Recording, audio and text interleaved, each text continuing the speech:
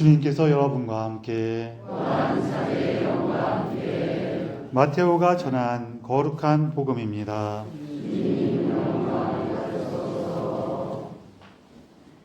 예수님께서는 요한이 잡혔다는 말을 들으시고 갈릴레아로 물러가셨다. 그리고 나자렛을 떠나 지불룬과 납탈리 지방 보스가에 있는 가파르나움으로 가시어 자리를 잡으셨다. 이사야 예언자를 통하여 하신 말씀이 이루어지려고 그리 된 것이다. 지불룬과 납탈리 땅, 바다로 가는 길, 요르단 건너편, 이민족들의 갈릴레아, 어둠 속에 앉아있는 백성이 큰 빛을 보았다. 죽음의 그림자가 드리운 고장에 앉아있는 이들에게 빛이 떠올랐다. 그때부터 예수님께서는 회개하여라, 하늘나라가 가까이 왔다 하고 선포하기 시작하셨다. 예수님께서는 갈릴레아 호숫가를 지나가시다가 두 형제 곧 베드로라는 시몬과 그의 동생 안드레아가 호수에 어망을 던지는 것을 보셨다. 그들은 어부였다. 예수님께서 그들에게 이르셨다. 나를 따라오너라. 내가 너희를 사람 낚는 어부로 만들겠다. 그러자 그들은 곧바로 그물을 버리고 예수님을 따랐다. 거기에서 더 가시다가 예수님께서 다른 두 형제 곧 제베데오의 아들 야고보와 그의 동생 요한이 배에서 아버지 제베데오와 함께 그물을 손질하는 것을 보시고 그들을 부르셨다. 그들은 곧바로 배와 아버지를 버려두고 그분을 따랐다. 예수님께서는 온 갈릴레아를 두루 다니시며 회당에서 가르치시고 하늘나라의 복음을 선포하시며 백성 가운데서 병자와 허약한 이들을 모두 고쳐주셨다. 주님의 말씀입니다.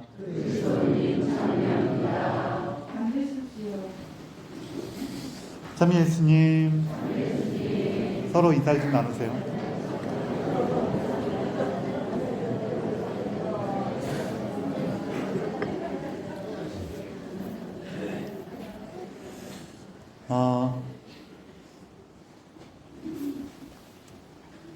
어떤 형제님이 세상을 떠났어요.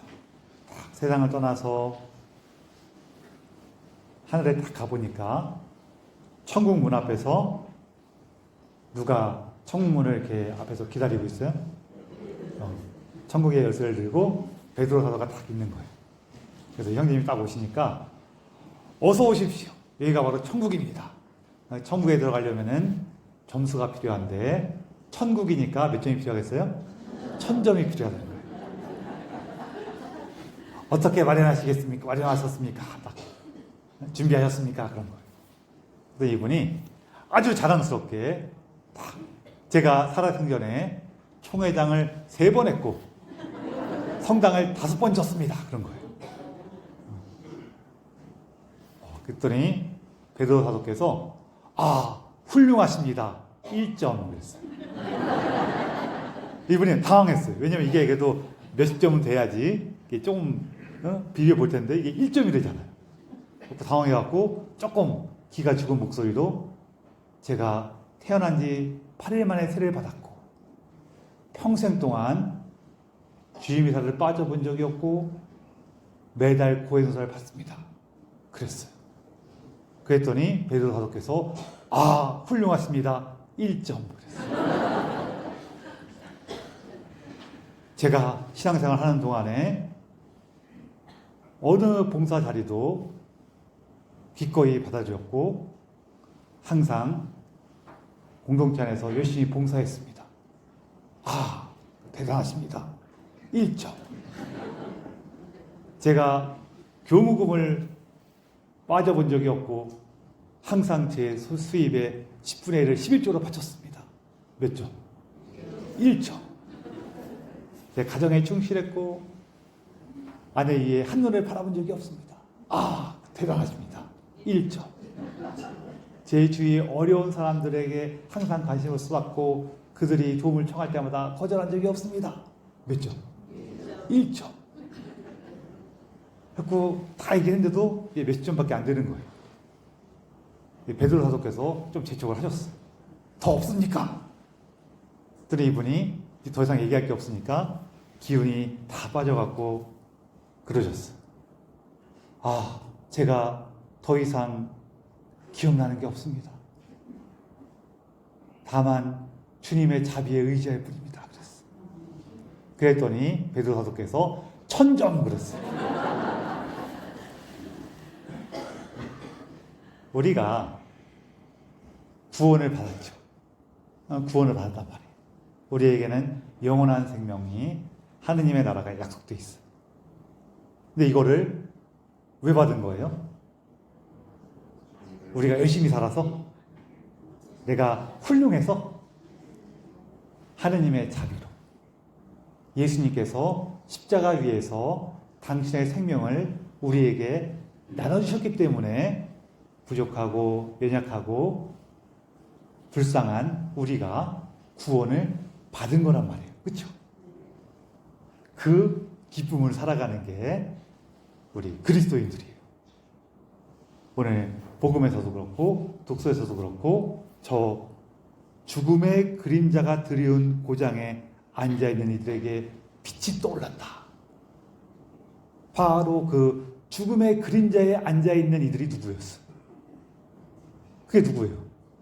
우리들이란 말이에요. 그런 우리들에게 빛이 떠오른 거예요. 그 기쁨을 살아가는 거죠. 그러면은 제가 종종 드리는 말씀이 있지만 여기까지만 들으면은 아니 그러면은 나는 열심히 살 필요가 없겠네. 아 지금부터 대충 살자. 괜히 열심히 살았네. 그럴 수도 생각할 수도 있을 거예요. 그런데 그게 뭐냐면은 우리가 이러한 기쁨, 하느님의 사랑과 자비를 깊이 만나면 만날수록 고마워요, 안 고마워요? 기뻐요, 안 기뻐요? 그러니까 고마우니까 우리가 보통 아주 고마우면은 상대방을 위해서 뭘 해주고 싶어요, 안 해주고 싶어요? 해주고 싶어요, 안 해주고 싶어요? 해주고 싶은 거예요. 하느님께 뭔가라도 해드리고 싶은 거예요. 또 딱 우리 삶 돌아보면 어떠냐면은 내가 뭔가 스트레스 받고 막 짜증나 있을 때 너그럽기가 쉬워요? 아니면은 기쁘고 즐거울 때 너그럽기가 쉬워요? 기쁘고 즐거울 때 너그럽게 쉬워요. 하느님의 나라가 나에게 주어져가는 그 기쁨이 우리 안에서 막 이렇게 움직이고 있을 때 우리가 좀 더 너그럽게 쉬워져요. 그래서 우리가 하느님의 뜻에 맞는 행동을 하고 주위 사람들에게 너그럽게 해서 구원을 받는 게 아니라 그 구원이 우리에게 주어졌다는 것을 믿을 때 그 구원을 깊이 느끼면 느낄수록 하느님을 향해서 무언가 해드리고 싶고 내가 다른 사람들에게 더 사랑하고 너그러울 수 있는 힘을 얻는 거란 말이에요. 이게 우리 신앙의 가장 중요한 부분 중에 하나예요.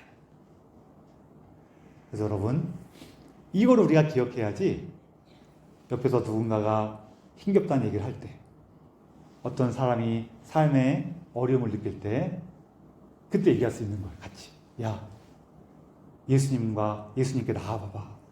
그분께서 우리 삶에 구원과 빛을 주셔. 이렇게 할 수가 있는 건데 우리 천주교 신자들은 보통 어떠냐면은 너무 열심히만 살라 그래요. 그러다 보니까 이렇게 누군가가 특히 힘들고 어려울 때 같이 성당 가자라는 얘기를 잘해요? 잘 못해요? 잘 못해요. 야, 이 사람은 이렇게 힘든데 내가 성당으로 불러서 우리 같이 주님의 십자가를 함께 짊어지지 않으련? 그럼 상대방이 뭐라 그러겠어요? 그거 참 좋은 생각이야 이러겠어요? 아니면은 야, 내 삶도 힘든데 무슨 십자가까지 져? 이럴 거 아니에요. 그렇죠? 아니, 그래 안 그래요? 아니, 그럴 수도 있단 말이에요. 아니, 그리고 솔직히 여러분도 처음 세례받고 성당 다닐 때 내가 드디어 깨달았어. 예수님의 그 십자가를 내가 함께 짊어지고 이 세상의 모든 고통과 어려움을 내 삶에 새기겠어. 하고 나오셨어요? 혹시 그러신 분이 계시다면 어이구 훌륭하십니다.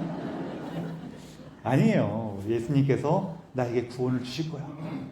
그리고 그 구원의 기쁨이 나에게 다가오면 다가올수록 그 부활의 영광으로, 부활의 기쁨으로 나아가기 위한 십자가를 나도 함께 나누겠어. 이게 되는 거란 말이에요. 그래서 여러분, 우리가 십자가를 지는 것은 구원의 기쁜 소식이 나에게 이미 전해졌기 때문이라는 것을 우리가 막 머릿속으로 잘 이해하건 이해하지 못했던 간에 구원의 기쁜 소식이 먼저 전해졌구나. 이 죽음의 그늘 속에 살고 있던 나에게 그 구원의 기쁜 소식이 전해졌구나 하는 것을 좀 더 많이 기억하시면 좋을 것 같아요.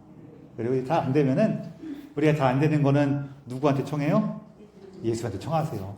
예수님, 당신을 믿는다는 게 그렇게 좋다는데 나 좀 더 달라, 더 달라고.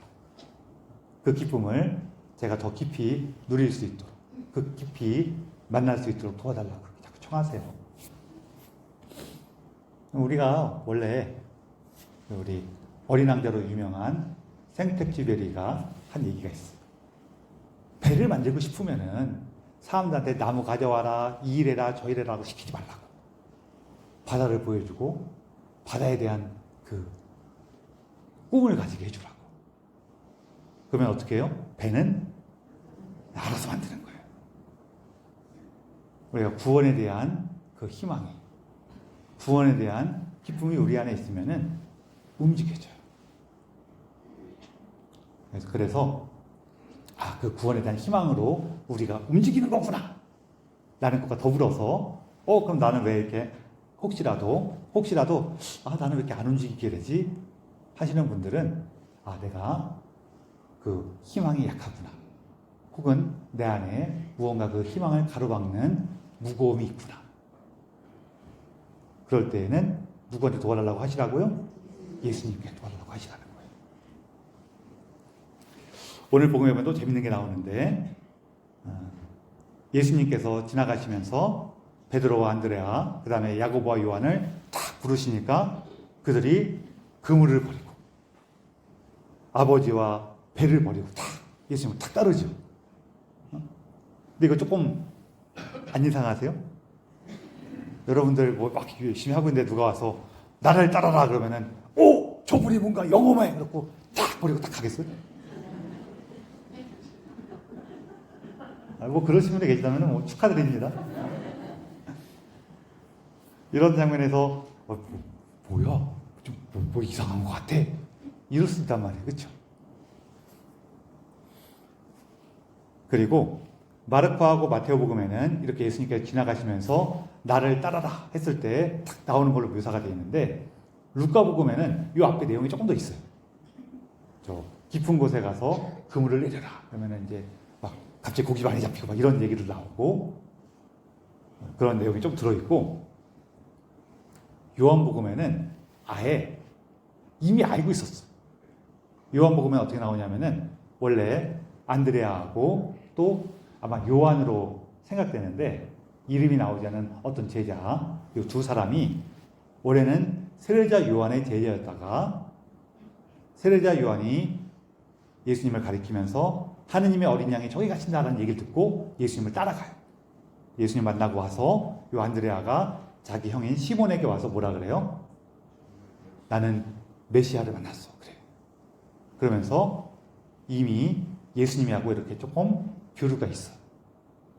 그러면은 요한복음에는 그게 조금 교류가 있는 것처럼 나오는데 왜 우리가 오늘 들은 이 복음에는 그냥 딱 따라 나선 것처럼 묘사가 된 거예요. 그렇죠? 그것도 네가 얘기를 해줘야지 왜 자꾸 나한테 물어보냐, 그렇죠?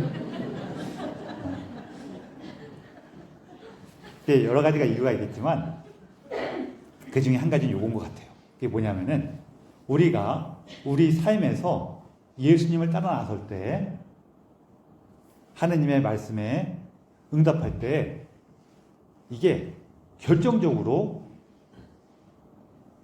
박차고 나가서 그대로 딱 해야 해야 될 순간이 와요. 결단을 내려야 될 순간이 필요하단 말이에요.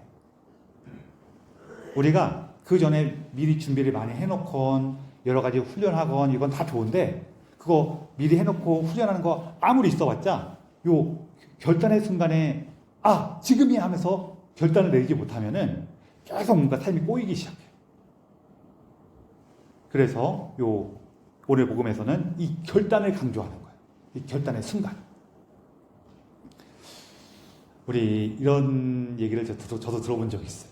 뭐냐면은 애기들 갓난쟁이일 때 이렇게 밤에 잠들기 전에 기저귀도 갈아주고 다 씻기고 다 한 다음에 젖도 먹이고 해서 이렇게 잠들어갖고 고이 누워 놓으면은 아침까지 잘 자죠.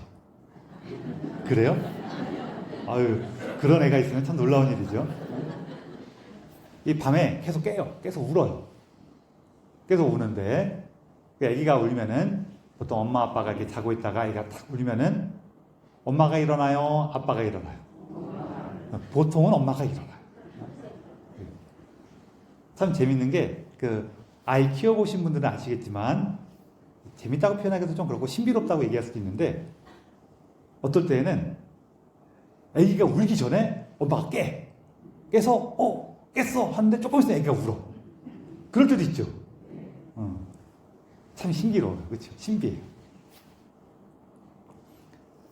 그래서 애기가 깨서 이렇게 울면은 엄마가 얼른 일어나갖고 뭐 기저귀를 갈아주던 젖을 먹이건 아니면 엎고서 좀 달래갖고 재우던 이렇게 하면은 잠들어요. 그런데 어떨 때에는 엄마가 딱 깼는데 뭐가 피곤해서인지 아니면 잠이 덜 깨서인지 이렇게 깨긴 깼는데 안 일어나질 때가 있어요. 그럼 애기는 울고 있고 나는 깨서 아이고 애기가 우네 하고 있는데 옆에 딱 보니까 남편이 어떻게 하고 있어요? 이렇게 자고 있어. 그걸 딱 보는 순간에 열받아요, 안 받아요? 열받을 수도 있어요. 아니, 애가 저렇게 우는데 얘는 그쵸? 얘는 애 아빠가 돼갖고 이렇게 잠만 자고 있어. 나는 이렇게 깼는데 이렇게 깨쓰고 나서도 피곤해서 못 움직이고 있는데도 불구하고 이렇게 깼는데 얘는 이 사람은 뭐 애가 우는지 뭐 난리가 났는지 모르고 그냥 훅 잠만 자고 있어. 그 순간에 확 열이 받으면서 나는 오늘도 이렇게 하고 아침부터 일어나서 집안일 하고 요즘엔 밖에도 많이 나가서 일도 하고 와서 애기 돌봐하고 이렇게 정신이 없고 피곤해 죽겠는데 얘는 하는 게 뭐가 있다고. 잠만 훅 퍼질러 잠만 자고. 이거는 애 아빠로서 자격이 있는 거야 없는 거야? 부터 시작을 해갖고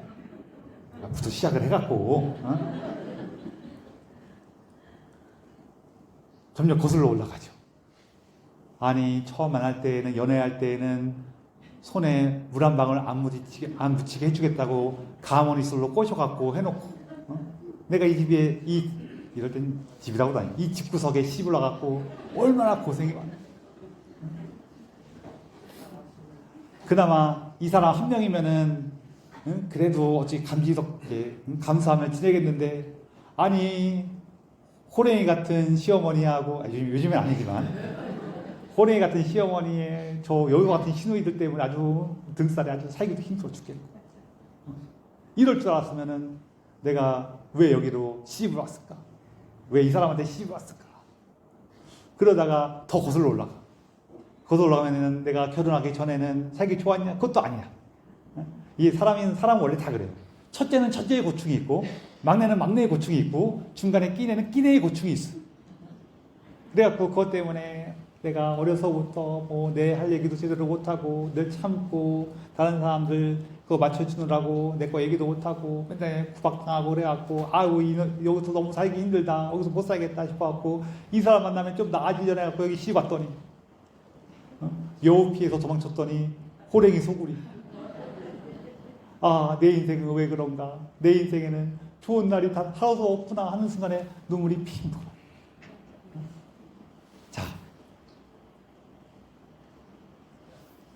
이렇게 생각을 했지만 사실 방금 전에 말씀드린 것처럼 내 생에 좋은 날이 단 하루도 없구나라는 이 말은 진짜일까요? 거짓말일까요?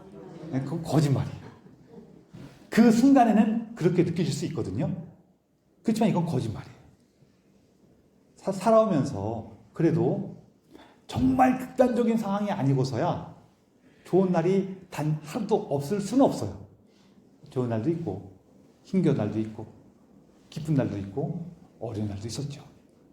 근데 지금은 내 삶에 좋은 날이 단 한순간도 없었어 라고 느껴진단 말이에요.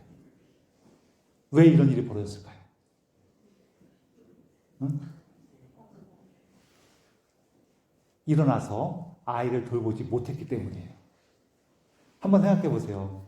애가 울었을 때 깨갖고 아이고 또 깼구나 하면서 일어나갖고 아이고 넌 언제까지 울 거냐 좀 빨리 커서 울지 좀 마라 이렇게 딱 재워놓고 자리에 왔으면은 그 남편이 그새 일어나갖고 여보 수고 많았어 이래요? 그냥 그렇게 자고 있어요. 그럼 어떻게 하면 돼요? 그냥 한번 발로 뻥 걷어차고 자면 돼요. 그럴 땐 뻥 걷어차도 돼요. 뻥 걷어차잖아요. 그러면은 일어나서 왜 걷어차고 그래? 그러지 않고요. 자다가 뻥 걷어차면은 또 자면 돼요. 그럼 돼요. 그러면은 그냥 평온한 그냥 조금 이렇게 일이 있었지만 다시 잠자리에 들 수가 있었는데 지금 아이가 울 때도 울고 있는데 뭐 여러 가지 이유로 인해서지만 내가 그 아이를 돌보고자 하는 내 안에 있는 이 사랑에 응답하지 못했죠. 그렇죠. 아이를 돌보고자 하는 마음이 있었는데 그 사랑의 마음에 지금 내가 응답하지 못한 거예요. 그게 응답하지 못하면은 어떤 마음이 들기 시작하냐면은 자꾸 다른 사람한테 그 문제의 책임을 돌리고 싶어져요. 이 사람이 이래서, 저 사람이 저래서. 그리고 그것과 동시에 어떤 마음이 드냐면은 나는 힘든데, 나는 어려운데, 내 삶은 고됐는데 이러면서 자기는 더 불쌍하고 힘들고 어렵고 내 주위에 있는 것들은 못됐고 나만 괴롭히고 이런 식으로 자꾸 해석하고 싶어져요. 그러면은 그 사람의 삶이 기쁘겠냐는 거예요. 내 주위에는 못된 것들밖에 없고 나는 늘 괴롭고 힘들어. 그럼 그런 마음으로 살아가는 게 기쁘겠어요? 기쁠 리가 없죠. 스스로 자기 삶을 죽음으로 만들어버리는 거예요. 원인이 뭐였어요? 사랑의 결단으로 나아가지 못했기 때문에. 우리가 안 하는 거라기보다도 못하는 것도 많이 있어요. 그럼 일이 벌어지고 나면은 이런 식으로 반작용이 일어나요. 비슷한 걸로는 이런 것도 있어요. 우리 요즘에는 좀 더 사용하시고 또 여기 계신 분들은 대부분 이렇게 자리를 양보하실 나이가 아니라 양보받으실 나이가 됐지만 옛날에 버스 타거나 지하철 타거나 그랬을 때 이렇게 우리가 젊었을 때 이렇게 나이 드신 분 오시면은 자리를 양보하는 거예요. 그렇게 하고 사셨잖아요. 그렇죠? 근데 어른 딱 보자마자 자리 양보하면은 그냥 쉽게 양보할 수 있어요. 근데 우리가 자꾸 딴 생각하거나 뭔가 뭐뭐 생각하고 그때 자리 양보 못하면은 조금 지나고 나면은 양보하는 게 쉬워요, 어려워요? 어려워. 그래서 지금 양보하면은 뭐라고 하는 거 아닌가? 내가 지금 양보하는 거 너무 눈에 띄는 거 아닌가? 이러면서 주위에서 아무도 뭐라고 안 하는데 자기 혼자서 그러고 있어요. 그래서 그런 마음이 좀 지나고 나면 어떤 마음이 들기 시작하냐면은 이런 마음이 들어요. 다시 한번 살펴보면서 처음 봤을 때에는 연세가 많은 것처럼 보였는데 다시 보니까 그렇게 많지는 않으시는 것 같은데 또 연세는 많으신 것 같은데 꼿꼿이 서 계신 거 보니까 기운은 좋으셔서 괜찮은 것 같은데 아니면은 보아하니 별로 바쁘지도 않으실 것 같은데 왜 하필이면 이렇게 사람 많은 시간에 타셔갖고 이렇게 나를 귀찮게 괴롭게 만드시나? 아니면은 저기도 지금 빈자리 많은데 이렇게 빈 공간 많은데 저쪽에 가서 서 계시지 왜 내 앞에 서 가셔갖고 이렇게 나를 이렇게 힘들게 하시나? 또 한편으로는 나도 오늘 피곤했는데 나도 오늘 많이 걷고 왔다 갔다 하느라 다리 아픈데 아이고, 나 이게 짐도 많은데. 이러면서 자기를 좀 더 불쌍하게 여기게 만들어요. 이 사람의 마음이 원래 이래요. 그 사람이 원래 생각한 것을 행동하지 않으면은 행동한 대로 생각하게 돼 있어. 내가 행동한 거에 맞춰갖고 그걸 정당화하는 방식으로 막 생각을 바꿔요. 그래서 중요한 게 뭐예요? 사랑의 결단이 중요해요. 우리가 미리 훈련하고 준비하는 거 필요해요. 훈련하고 준비하지 않으면은 내가 결단 내려도 움직일 수 있는 힘이 없을 때가 많아요. 그런데 이 준비 갖춰 있어도 한번 지금 이 순간에 하면서 결단을 내려서 움직이는 것도 중요해요. 그래서 오늘 복음에서는 예수님을 따르는 그 결정적인 순간에는 우리가 결단을 내려야 된다. 그 얘기를 하는 거예요. 그래서 여러분, 첫 번째는 예수님, 제가 당신의 사랑에 응답해서 결단을 내리고 그 결단 안에서 부활의 영광과 기쁨으로 한 걸음 한 걸음 나아갈 수 있도록 저를 도와주십시오 라고 청하시고요. 또 다른 하나는 우리가 이렇게 살다 보면은 결단을 내리지 못할 때도 많아요, 적어요? 많아요. 내리지 못하면은 그 순간에 즉시 이어서 우리가 조금 전에 얘기했던 것처럼 나는 더 불쌍하고 가련하고 희생적으로 느껴지고 내 주위에 있는 사람들은 더 못되고 나쁘고 나를 핍박하고 괴롭히는 걸로 느껴지기 시작하거든요. 그래서 그런 마음이 막 들기 시작하면은 어떻게 하세요? 아차 하시면서 예수님, 제가 이런 마음이 들기 시작했어요. 제가 그냥 안 하고 싶어서 그런 건데 그냥 이런 마음이 들었어요 라고 하면서 예수님, 제가 비록 사랑의 결단을 나아가지 못했다고 하더라도 이런 식으로 반대로 생각하는 데에서는 저를 구해 주십시오 라고 청해 주세요. 청하시는 게 또 좋아요. 내가 못하면 못한 거지. 예수님 좀 못했어요. 그럼 되는 거 아니에요? 아니에요? 그럼 예수님 뭐라고 해요? 네가 그걸 못하면 어떻게 하겠니? 뭐 그래요? 안 그러세요. 네가 죽음의 그늘 속에 갇혀 있어서 그래. 내가 손을 잡아줄 테니 용기를 내고 한 걸음 나아봐라. 이렇게 다시 만나주시고 불러주시니까 걱정하지 마시고 그때 예수님, 제가 이렇게 사랑의 응답을 못하니까 이런 식으로 자꾸 마음이 들어요. 그러세요. 그래서 우리가 예수님께서 우리를 구원으로, 생명으로, 하느님의 나라로 부르시고 초대하시고 우리 손을 잡고 이끌으신다는 것을 기억하고 그 안에서 우리가 믿음의 결단, 사랑의 결심을 할 수 있기를 청하면서 이 비사를 봉헌합시다.